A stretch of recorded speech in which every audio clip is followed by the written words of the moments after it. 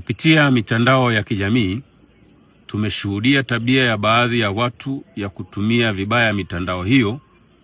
kwa kutengeneza, kuandika na kusambaza maandishi na picha mjongeo za kuhamasisha watu kufanya vitendo vya kihalifu ambavyo ni kinyume na maadili, utamaduni wa Mtanzania na kinyume na sheria za nchi. Vitendo hivyo vya kihalifu vinavyosukumwa na dhamira ovu, pamoja na kwamba ni kinyume cha sheria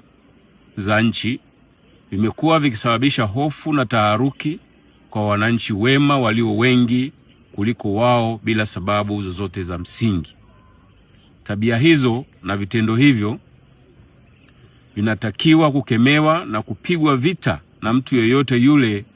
anayetambua umuhimu na thamani ya amani kwa maisha yake na familia yake. Jeshi la Polisi linaendelea kuhakikishia Watanzania kuwa litaendelea kuwasaka na kuwakamata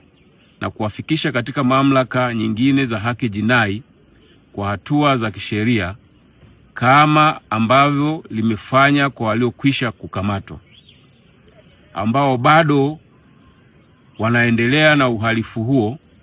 na hawajafikiwa na mkono wa sheria wasijidanganye, bali watambue kinachosubiriwa ni muda na ukamilishaji wa taratibu za kuwafikia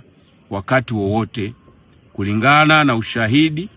kwa mujibu wa sheria, kanuni na taratibu za nchi.